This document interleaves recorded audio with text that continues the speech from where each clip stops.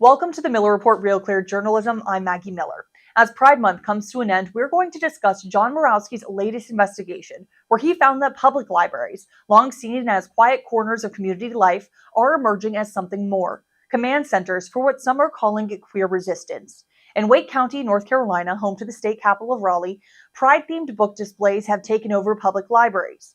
That's not unusual this time of year, but what's raising eyebrows, however, is the content of the books being highlighted.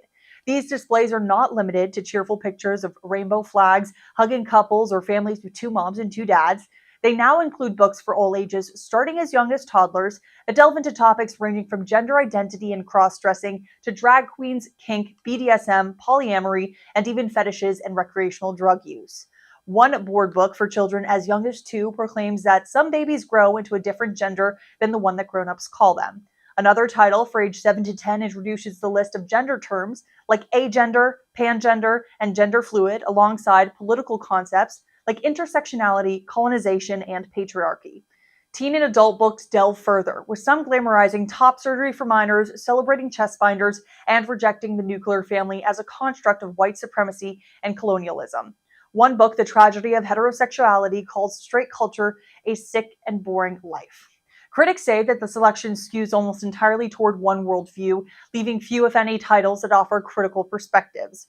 Meanwhile, the American Library Association, the profession's leading national group, openly champions these themes. At its upcoming annual conference, panels will offer sample scripts for introducing sexual and gender content to kids as young as 4, and calls for librarians to resist the patriarchal vanguard. Wake County officials say that the displays are just about inclusion and the freedom to read. We're joined by the lead investigator, John Murawski, to discuss his findings and their broader implications. John, thank you so much for being here. Hey, you're welcome. So what prompted you to investigate this in the first place? Was it community concern, or did you just notice this kind of building over time? Actually, I'm glad you asked, because I like to tell this story. So last year during, I'm actually going to put on my reading glasses so I can see better, although these are not my normal glasses. But anyway, last year during a Pride Month, I just happened to, I'm a casual recreational bicyclist, and it's the group of people that bikes.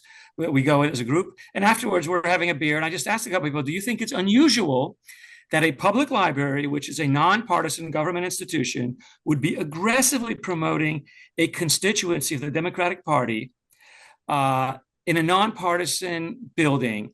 And doesn't it seem to you as if, like, if they had a Second Amendment, month, or if they had, pro-life month, or just some very controversial cause that they would pick for one political party and promote, and pretend it's nonpartisan and pretend it's not political?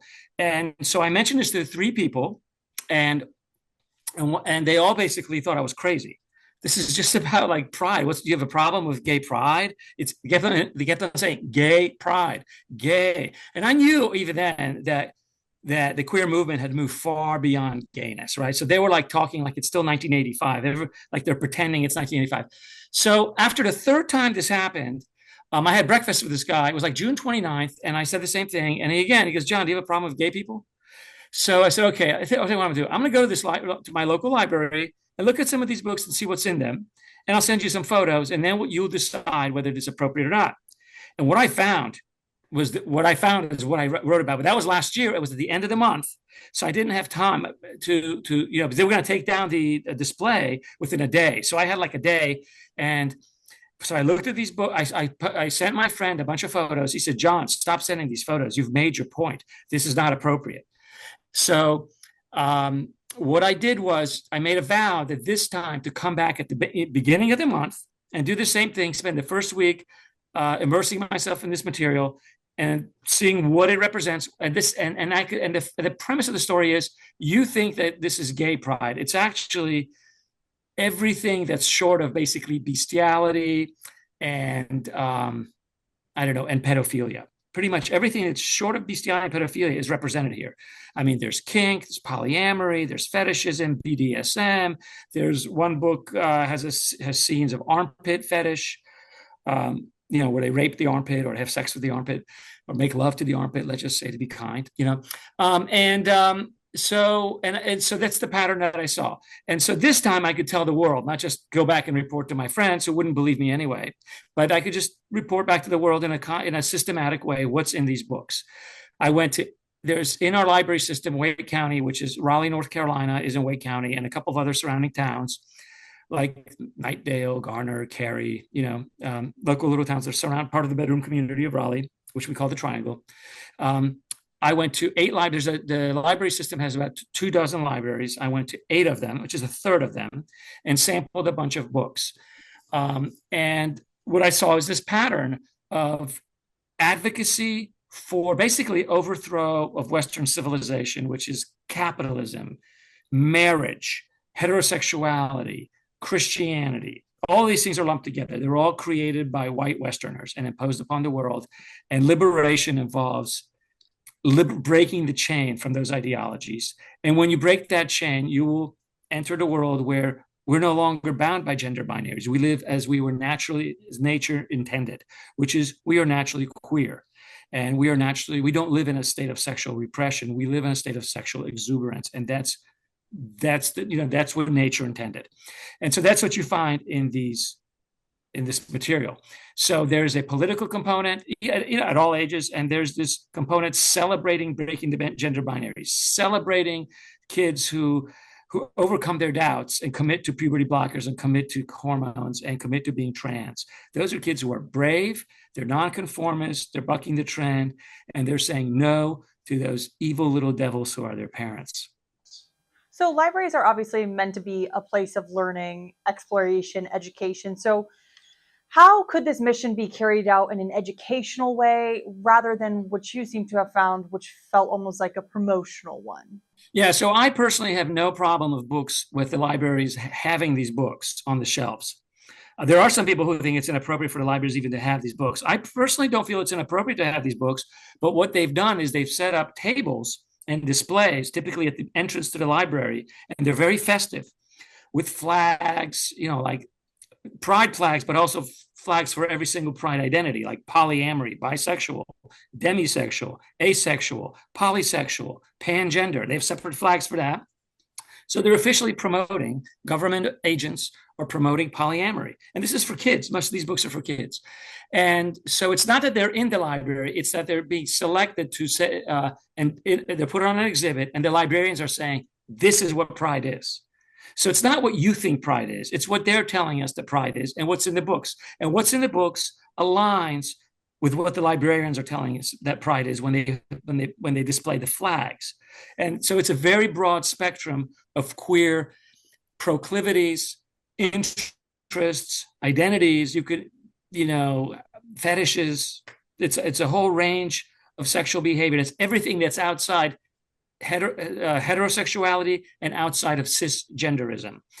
And so children are naturally super impressionable people, and obviously with your investigating, you saw that these books go all the way down to 2 years old, and telling people to question what they are and who they are and what they identify as. So if children are told something is inherently bad or a certain identity may be superior, are they more likely then to adopt that view? Do you think that the general public understands just how broad and maybe sometimes how explicit this material has become? So I don't think the general public understands. I think most people think this is about gay dignity, gay relationships, and hugging couples. I think that there are liberals who do know this, and I have a hypothesis for which I have no proof. It's just a hypothesis. And I may be wrong, but my hypothesis is that your typical liberal who wants to be an ally actually finds what's in these books to be shameful and disgusting. But this person also wants to be an ally. The person does not want to be accused of supporting Trump, and the person does not want to be accused of being a homophobe or a transphobe. So they bite their tongue and they exhibit performative allyship. But privately, they disagree. Now, I have friends who I've shown them these books, and they found them very, very disturbing, and they're liberals, but they're also the kinds of liberals who understand that the liberal or the progressive project is not unimpeachable or is not beyond reproach. They understand there are flaws philosophically and in terms of execution with the progressive project. So they understand the critique. So they're not typical The typical kind of liberal doesn't want to hear anything about this. They immediately shut you down and say, why do you care? Why do you care? There are only 5 transgender athletes. There are only a few drag queens. Why do you care? It's just 1 month. It's just showing, there are people like that who I talk to. They don't want to hear anything about it. But are kids impressionable? Why else would you put these books out? Why do we have children's literature? It's to shape their character. It's about character formation. It's about messaging to children what is normative, what is acceptable, why else would these books say you should be accepting and you should be loving of all people? Why do these books say what they say? If children weren't impressionable, then we could say the opposite and queer advocates wouldn't care. They would say, I don't care what you say about queer people. You can have queer phobia all day long. It doesn't change anything because people's identities are set in stone from birth. But everybody knows that our society shapes its citizens and its members by the messaging and the education and the values that it imparts to people. It doesn't, our society doesn't have like 100% control of individual human beings, but it influences the way people perceive the world. So just for devil advocate's sake of, introducing children to topics that they might hear of just being out in the world, obviously people don't necessarily shelter children as much as they once did. With the internet, with access to everything, they do have this information more readily available to them at a young age. Do you think that in some ways that might be what the library is trying to do, is providing it in this respect, or do you think it just has gone too far? There's a lot of things you can get on the internet. You can get white supremacist materials on the internet. You can get gun violence on the internet. You can find hardcore pornography on the internet. You can find misogyny on the internet, but the library isn't putting out a display table for that and celebrating it. So clearly they're putting on the display tables represent the values of the library system and of the county government. And the library system is largely getting its marching orders from the American Library Association, which has been active on this issue for a long time and provides training materials, talking points and scripts to librarians, for parents. For the ALA, the American Library Association, is having its annual meeting in the last week of June, which is now, and they have, I include in my article examples from some of the panels, and it's all about promoting this literature to children and message and this message. Yeah, you mentioned patriarchal vanguard was mentioned with the American Library Association resisting that and engaging with advocacy groups. So it definitely does seem that there is a certain politicization of the American Library Association. Obviously, the people in support of what the library is doing will argue that, white supremacy and violence is not the same as being, promoting people's gender. But I obviously understand that there is definitely a political. Yeah, but it doesn't have to be that. I mean, yeah. I mean, you just gave examples of what's on the internet. So I'm just saying we can find lots of things on the internet. But there are all sorts of Republican conservative values, like traditional family values, abstinence, just say no, virginity, traditional sex roles, traditional gender roles that progressives would find. They would say spreading that information corrupts the youth. It implants in their minds bad ideas that cause trauma and harm, and it causes people to become bigots. So we don't want to do that. We want to implant good ideas. This is what the ALA and the progressive vanguard believe to be good ideas.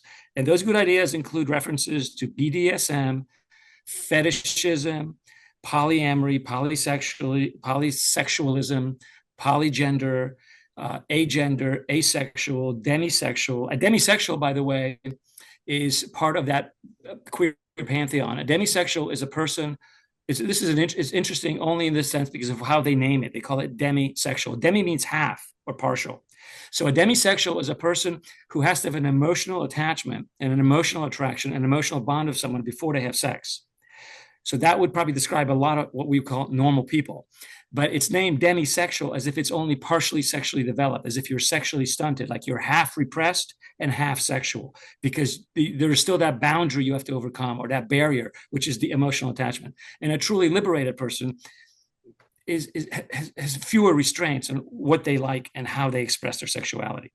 And emotion doesn't get in the way. Would you say that you were surprised? Obviously, your report discusses that there wasn't what you were seeing is the other side, the more conservative values. There weren't books that may be going against what the libraries were promoting. Were you surprised to find that, or did you think that that was just par for the course? No. I know that the ALA recommends books to libraries to buy, and so they go by these recommendations. And the ALA heavily tilts books in favor of activist positions, progressive activist positions.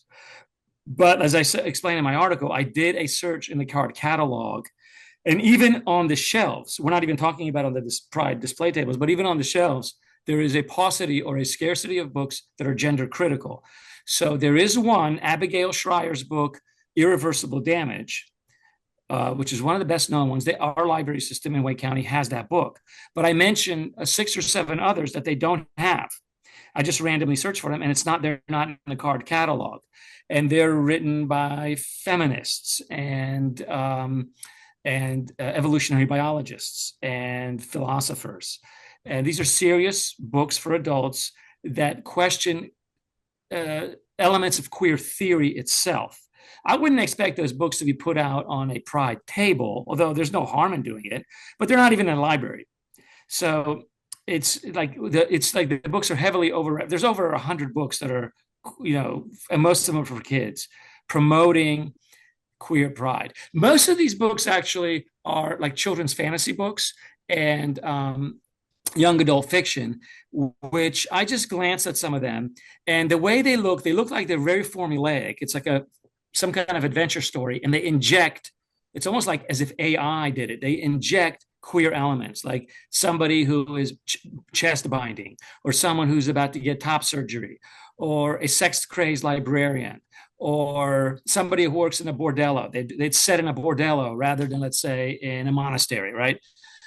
So the settings and some of the sort of, I would say, superficial features of the characters involve queer themes. But the same book could have been written about something else, and you could have made them cowboys and Indians. But they just made them into queer characters because that's what the American Library Association is promoting. So they're responding to the ALA prompts and writing the kind of book that has the key words in the book description that gets the notice of the ALA, and then the ALA puts it on the list or adds it to the list.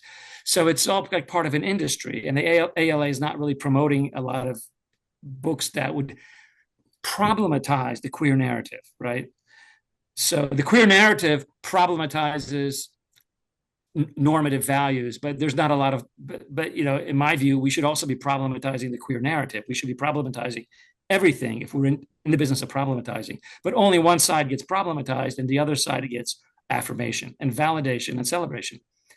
So that's, I think the library is shortchanging patrons by overrepresenting one side and not the other. And you probably wouldn't find that on other issues like, abortion, gun rights, Israel, any number of other kind of controversies, immigration. You probably would find a broader range of books representing different viewpoints. Is there anything else?